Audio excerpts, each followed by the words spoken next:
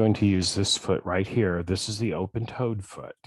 So those red lines on that foot shows you exactly where any needle that you have installed is going to precisely drop into the fabric. It's one reason I really like this. So if you're serging around and you want to go exactly over a previous line of serging to end off a seam, this foot is so awesome for that. So I have to remove this needle and put in an additional one. So, because I had it set up for cover stitch for yesterday's class.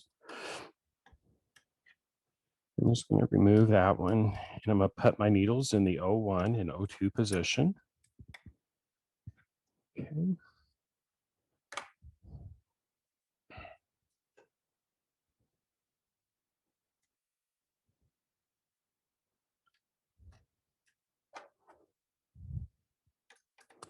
There's my O1 needle.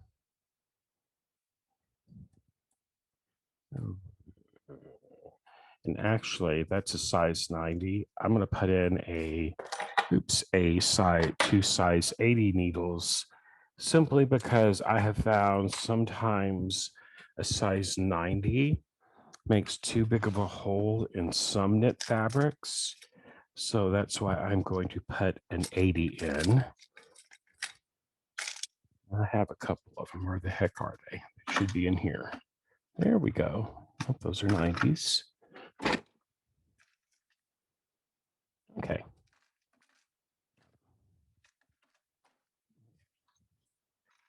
Oops. Now I'm going to put those 80s in.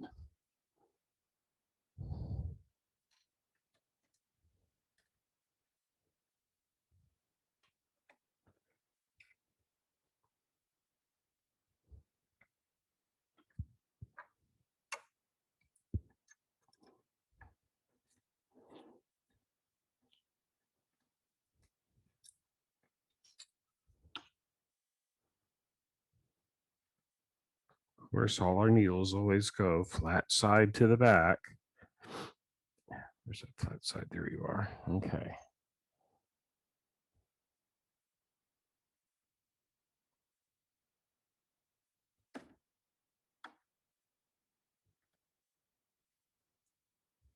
Ouch.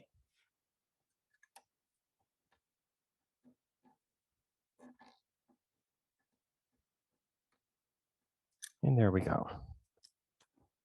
Okay, now we can actually do the threading. I need to put my upper looper back up and have it engaged, because when you do cover stitch on these machines, you have to disengage that. And I'm also going to install my foot. There we go. Now I'm old school. I always thread, and this is just me.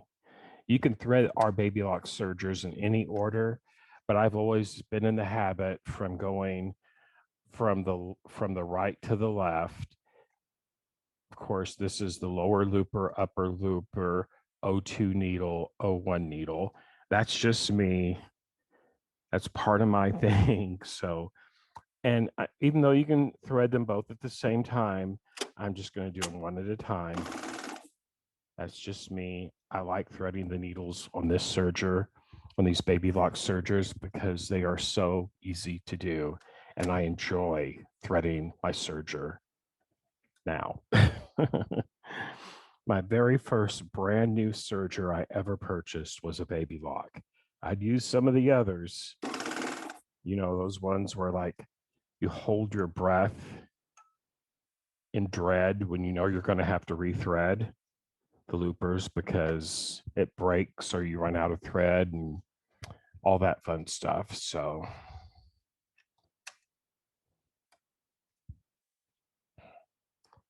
and I'm going to do the O2 needle.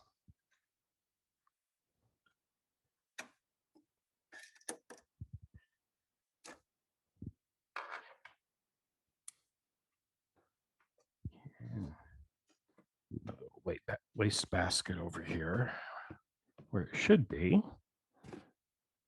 Once you get used to your little thread bin being somewhere and you move it and then it's moved, then it just throws you all off. Okay, there's one needle threaded.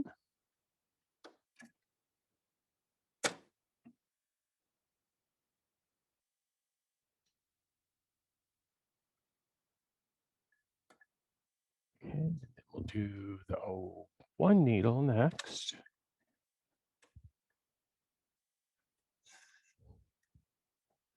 And whenever I first get something threaded, I always do a test sew just to make sure everything's going to go as according to plan before I put my actual real fabric that I'm using in a project underneath it.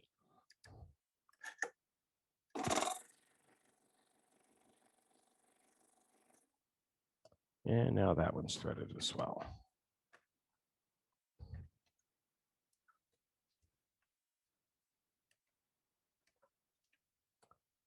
Got a twist in it somehow. There we go. Okay. There he is. It's that one right there. Okay. So I can take it out of threading mode, shut my barn doors. I have my stitch selector in A, overlock, not in wave, but in overlock. I have my stitch width right here, all the way up to 7.5. And I have my stitch length at 3. That's where I have those set at. And other than that, it's ready to go. I'm going to do a quick test sew to make sure everything's stitching out okay.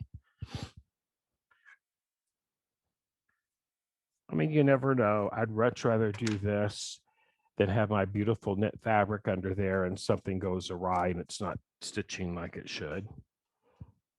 Okay.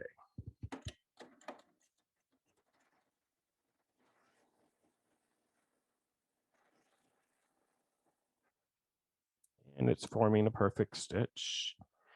It just takes a second to check that out to make sure you're getting the stitch you want.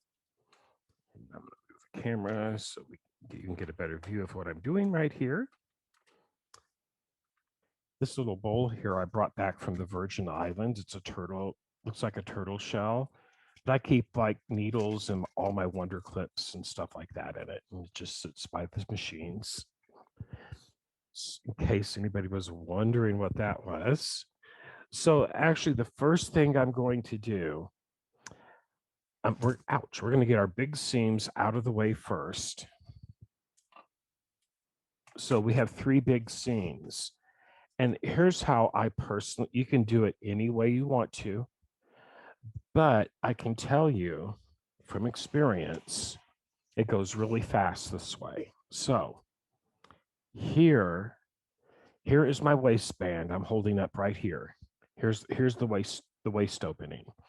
So what I want to do, what I like to do, I like to start right up here on the corner of a waist. Okay, there's the center of the waist. Here's the side seam right here. I'm going to start right here and go all the way down. And I'm just going to overlap it so that the edges come off of the edge and line up with right in between the L and the R on my knife cutting plate. That's what I use to eyeball it with. And once I get this down here, I'll move this so you can see what I'm saying. Right there. Just so it at least gets up to that L, the overhang right here. Okay. There we go. And now I'm going to take out my first pin. I don't have sleeves on, so I'm going to stick it in my shirt. I know I shouldn't do that, but that's me.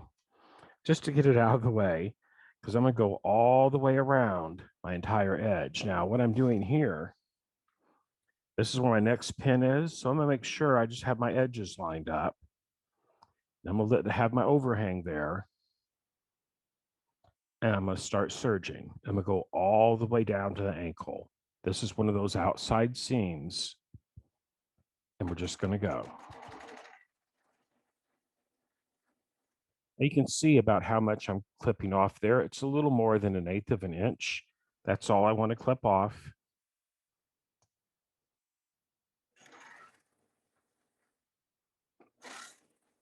And I'm not stretching the fabric as I'm serging.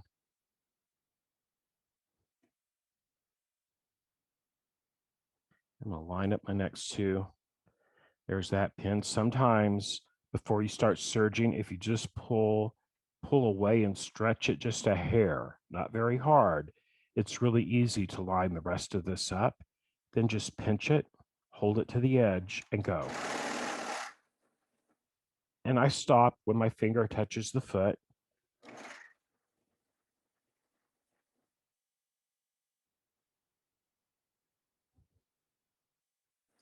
And then the important thing, you just make sure when you have your fingers right here that you don't feel any ripples or pleats or anything like that. Nice and smooth. I'm not pulling and stretching as it's sewing. Now, right here is that measurement for the outside ankle. I'm just going to let it go surge right off of the edge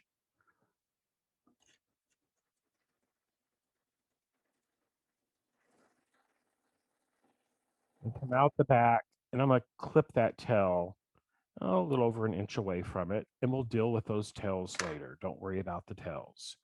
Now, but all we're going to do at this point, once we get that seam done, we're just going to rotate, because here's the beginning of the next seam by the ankle.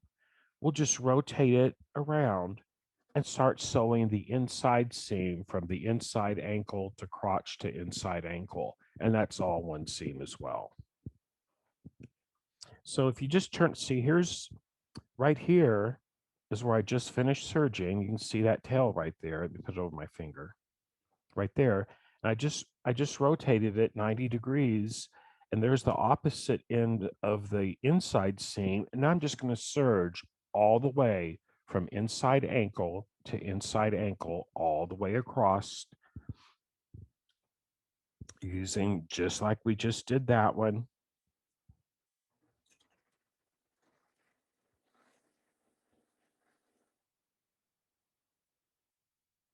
Just take your time, smooth it as you go. And since these pants are loose, the pattern is very forgiving. If you make a boo-boo somewhere, trust me when I say this, no one will ever know it other than you. They'll still fit fine. If your seams aren't exactly the same, it'll still work out in the end.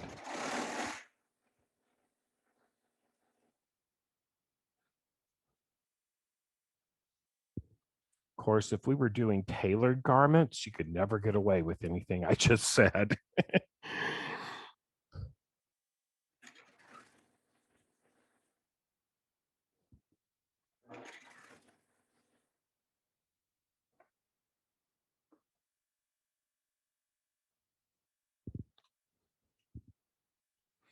And here's kind of like it's not a full 90-degree inside corner right here, but here's a good example of it. You can see how that angles away from that bed. So all I'm going to do here, I'm just going to stretch it a little bit and straighten it out. And then after I make that little bit of a turn, I don't have to stretch it any longer. Just let your serger feed the fabric. You just guide it.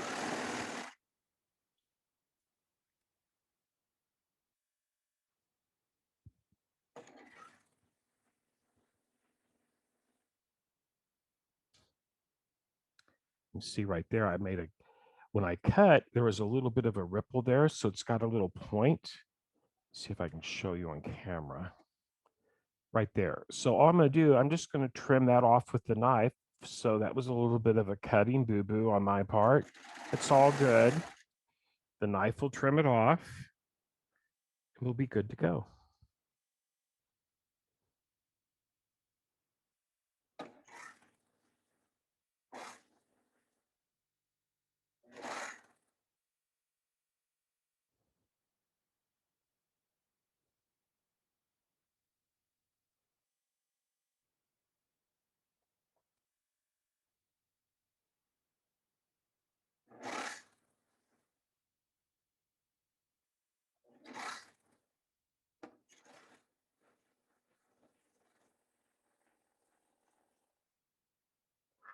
And once again, leave a 1 to 2 inch tail. Those will be trimmed off later when we put the cuffs on around the bottom of the feet. And once everybody gets to that point, I'll continue. Then I just have one more side seam to do. Once you get the inside seam done, you're going to come over here and do the other outside seam that we haven't done yet. I'm going to do my last seam. I'll leave that little box open. And those pins are called magic pins. So check out your local quilt shop or Baby Lock retailer. And now we're just going to go down and do our last side seam.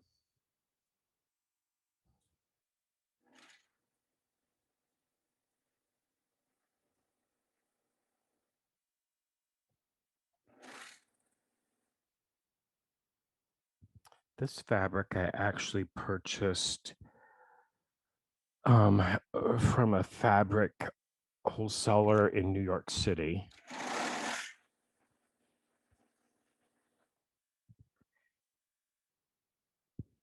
And so far, I'm extremely pleased with it. It is not shedding fibers like some more expensive, inexpensive ones do.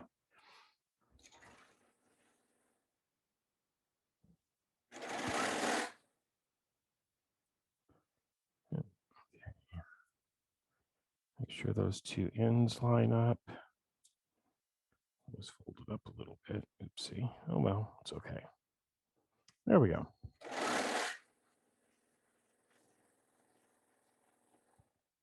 And that one's all done.